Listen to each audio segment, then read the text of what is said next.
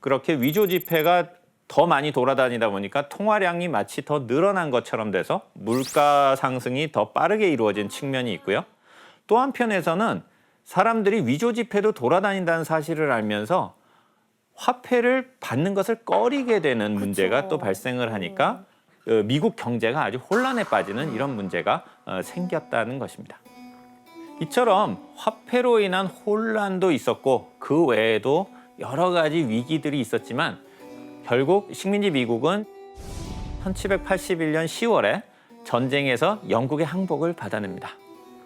그리고 1789년 4월 마침내 조지 워싱턴을 초대 대통령으로 임명하면서 비로소 아메리카 합중국 USA가 탄생을 하게 되는 것이죠. 미국이라는 나라가 세워지니까 미국인들은 그동안 영국이 허용하지 않아서 설립하지 못했던 이것을 세우게 되는데 그것이 바로 은행입니다. 이때 필라델피아와 보스턴, 뉴욕 세 곳에 최초로 민간 은행이 설립이 되죠. 건국 초기의 미국은 해결해야 될 일이 아주 산더미였습니다. 특히 식민지 정부가 발행했던 콘티넨탈 노트 문제를 우선 좀 정리를 했어야 됐던 것이죠. 그래서 초대 대통령인 조지 워싱턴은 여러 가지 고민 끝에 이 문제를 하기 위해서 한 사람을 지목을 합니다. 미국의 초대 재무장관이었던 알렉산더 해밀턴입니다.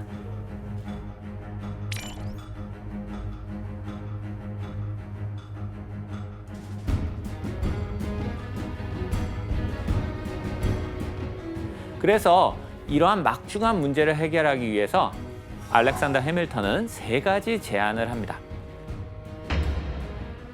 첫째, 중앙은행을 만들어야 된다. 둘째, 국채를 발행해서 연방정부의 수입을 일단 확보를 해야 된다. 세 번째는 통일된 미국의 화폐를 이제 발행해야 된다라고 하는 것이었습니다. 해밀턴이 이런 주장을 했을 때 이 주장이 받아들여졌을까요? 이런 분위기로 보면 안 받아들여졌겠죠. 항상 이런 분위기에서 안 받아들여졌어요. 안타깝게도 규현 씨 말씀이 맞았습니다. 여러 가지 반론이 많이 있었죠.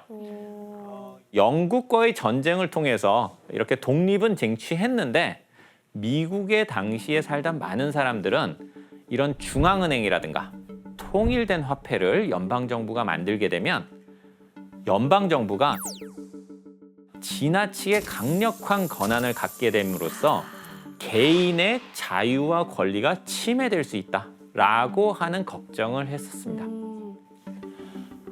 하지만 알렉산더 해밀턴은 경제를 안정시키기 위해서는 연방정부가 어느 정도는 힘을 갖추는 것이 필요하다고 생각했고 절대 뜻을 굽히지 않고 자신의 의지를 관철하려고 했죠. 그리고 마침내 대통령인 조지 워싱턴을 설득하고 의회의 승인을 받아내게 됩니다. 그 결과로 1792년에 미국의 첫 번째로 돈을 만드는 기관이죠. 주조국을 설립하게 되는데요.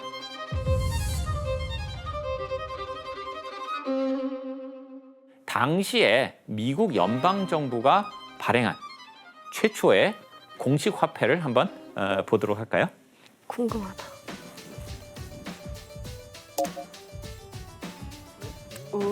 네, 미국 정부가 처음 발행한 돈은 금화와 은화입니다. 실력이 좋아졌어요. 그쵸. 네. 퀄리티가 높아졌어요. 예. 해밀턴은 국민들에게 미국 정부가 만든 돈을 사용하자라고 독려를 했고요. 시장 경제를 이렇게 활성화하기 위한 노력을 꾸준히 지속해 나갔습니다. 그리고 1791년 7월 4일에 미국 최초의 중앙은행을 만들었습니다.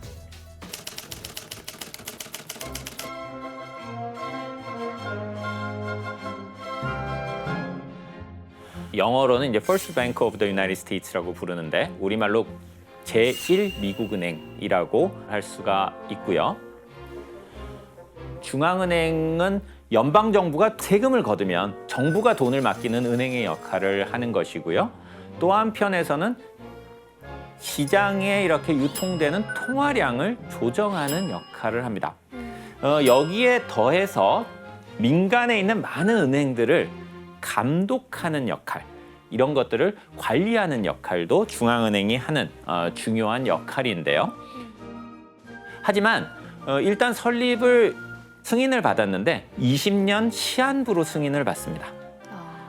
그런 다음에 20년이 다 됐을 때 다시 재승인을 해서 연장을 하는 것을 노력을 했지만 거기에 실패하게 되죠. 그래서 중앙은행이 20년 만에 문을 닫게 됩니다. 아유, 진짜. 아까 말씀드린 것처럼 미국인들 중에는 연방 정부가 이렇게 중앙은행을 만들어서 관할을 하게 되면 그것이 중앙 정부의 힘을 너무 강하게 만들므로써 개인의 자유와 권리를 침해할 수 있다라고 생각한 사람들이 굉장히 많았습니다. 결국 중앙은행이 문을 닫으면은 미국에서 어떤 일이 발생을 했을까요? 통화량이 막 제멋대로 들쭉날쭉하지 않을까요? 당시에 중앙은행이 존재하던 시절에는 민간은행이 미국 전체에서 약 20개 정도가 있었는데 그 이후에 중앙은행이 폐지된 다음에는 거의 90개까지 늘어나게 되고요. 4배 이상. 문제는 개별 은행들이 은행권이라는 것을 발행을 하게 되고 그것이 화폐처럼 사용이 되게 되는 것이죠.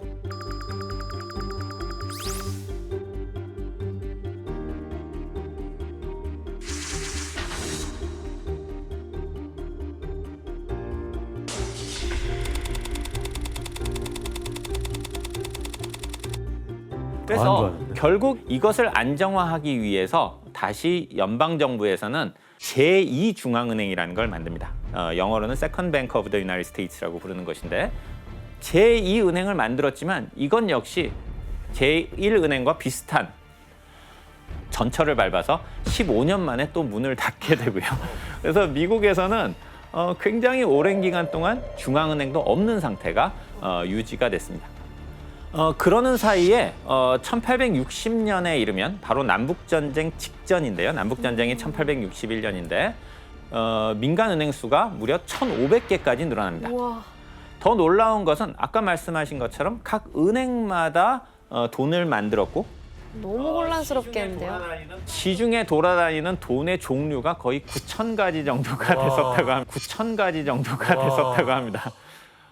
이 당시에 돈의 종류가 너무 많다 보니까 각각의 은행에서 발행한 돈이 A은행도 1달러, B은행도 1달러라고 그러는데 이 돈이 예를 들어서 A은행은 저 은행은 좀 불안해서 곧 망할 것 같은데 B은행은 굉장히 안정적인데 그러면은 사람들이 A은행 1달러보다는 B은행 1달러를 더 가치를 높게 평가할 수가 있잖아요. 그러다 보니까 각 은행이 발행한 달러들 간의 가치를 비교해 줄 수 있는 주간지가 발행이 되고 있었습니다. 환율처럼. 그런 거죠. 이것이 이제 톰슨 은행권 리포터의 한 면을 보여주고 있는 것인데요. 아주 빼곡하게 여기 보시는 것처럼 어느 은행 돈과 어느 은행 돈은 얼마에 교환된다라고 하는 정보를 쫙 적어놨습니다.